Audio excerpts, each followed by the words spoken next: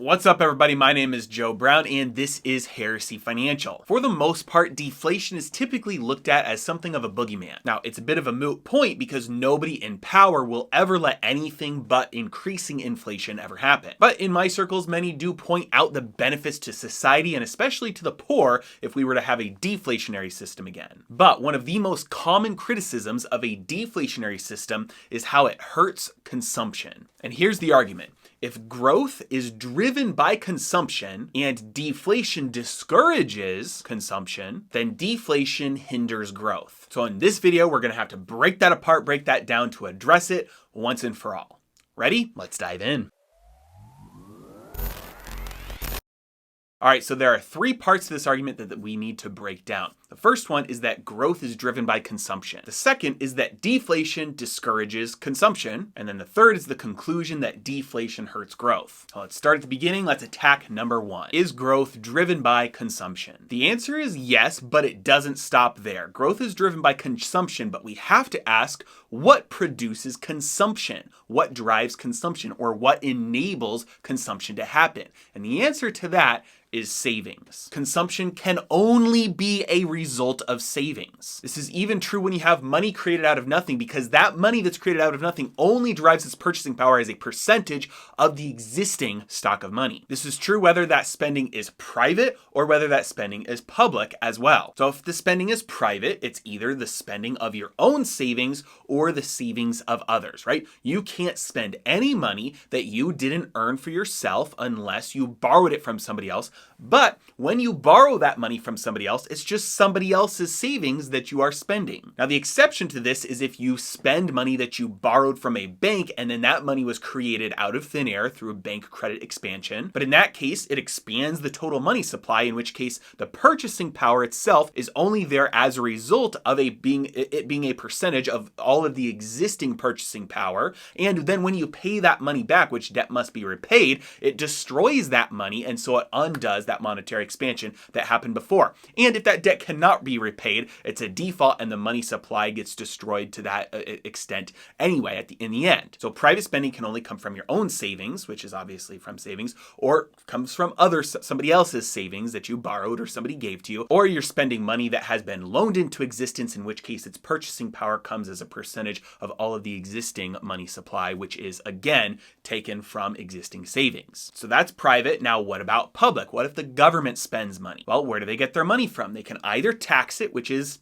obviously coming from individuals' savings, or they can borrow it, which is obviously coming from individuals' savings, or they can spend newly created money, which is financed by the Federal Reserve. And as we've already covered, when you create money out of thin air, it only has purchasing power as a percent of the existing total stock of money. And so that purchasing power that the government has from printing money comes from all of the savings. So yes, growth is driven by consumption, but consumption itself is only a product of savings. You cannot have consumption without savings. And the less savings there are in a system, the less you can consume. This is true whether we're talking about deflation or whether we're talking about inflation. Now we need to move on to part number two for this argument, which is the incentives part. Deflation discourages consumption. Let's see if this is true. Does deflation discourage consumption? The answer is yes. And how does it do that? Well, first, it incentivizes savings instead. And to understand why, we have to look at an inflationary system first, which is the current system that we have today. Things get more expensive over time. Buy it now or it will cost you more later. The value of money decreases over time. Don't save or else you'll lose money. Now here's where things get interesting. The cost of money changes as well, because you have an artificially suppressed cost of money, or stated another way, interest rates. In this system, you need an ever-expanding supply of money. It distorts the cost of capital, which triggers malinvestments. And a malinvestment is an investment in something that destroys wealth. An example of this is all those motorized scooter companies. I haven't seen them in a while, but a couple years ago, they were absolutely everywhere. You could walk up and down any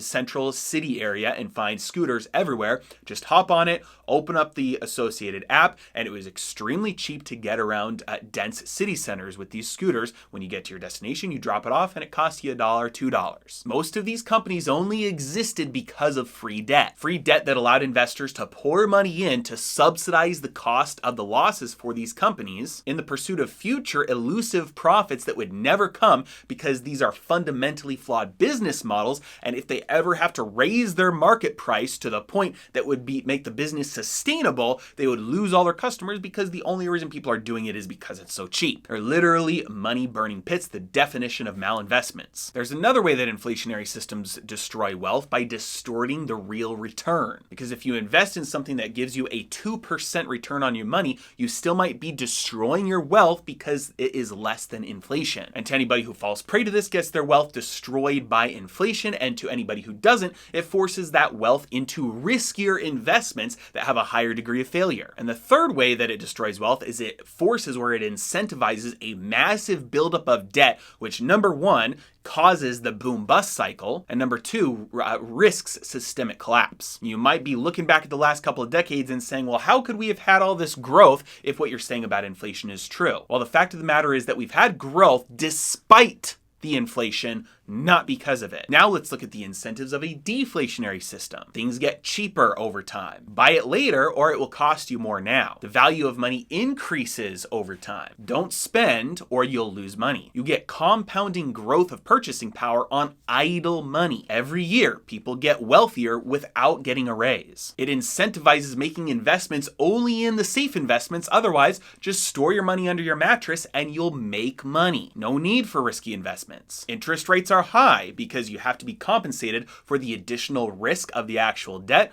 Otherwise, you just throw your money under your mattress. You don't have to loan it out to get a return. And because interest rates are high, it discourages debt. Less debt means less systemic risk, smaller boom-bust cycles. Because money gets more valuable every year, debt gets harder to pay every year, further discouraging debt. Safer system. So deflation does in fact discourage consumption and incentivize savings. But remember, the key: all consumption can only come from savings. So if the goal is growth, and growth is a byproduct of consumption, and consumption is a byproduct of savings, you want your system to incentivize the savings, and all else will flow from that. Now you say, but that doesn't make sense, because how can a system that discourages consumption actually cause more consumption in the long run? Because nobody would ever buy anything if they knew it was going to be cheaper in the future, right? First of all, that's stupid. Would you not go to a grocery store because you know they're going to be running a sale next month? Would you skip going out to eat for a date night knowing that next year they're going to be lowering their prices? Have you ever not bought a TV or an iPhone because you know that that exact model is going to be cheaper in 3 or 4 years?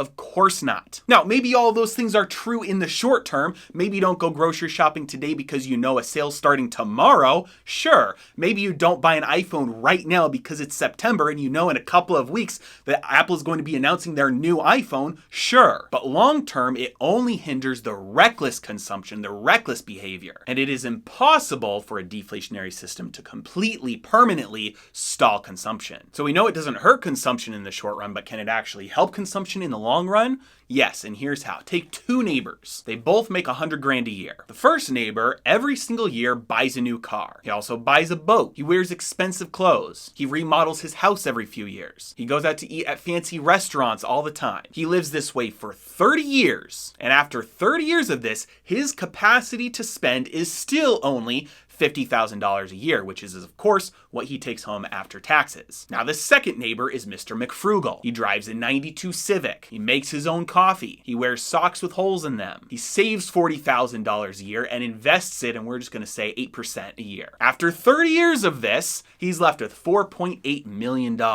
At this point, he now retires and he stops earning money, and he spends $384,000 a year, which is just the 8% that his $4.8 million is kicking off, so he's never touching the principal. It only takes him 4 years to surpass the entire 30 years of spending of the first neighbor. This example is true with individuals as well as with systems. The pool that grows its savings will always have a higher capacity for consumption long run than the pool that grows only its consumption. So to conclude, let's go back to the argument. If growth is driven by consumption and deflation discourages consumption, therefore deflation hinders growth. So is this true? Growth is driven by consumption, but but consumption is driven by savings. Deflation does discourage consumption, but it incentivizes savings. Therefore, deflation hinders growth only in the short term and contributes to much larger and more sustainable growth in the long term. I hope this was helpful for you, and as always, I really appreciate you guys. Thank you so much for watching. Have a great day.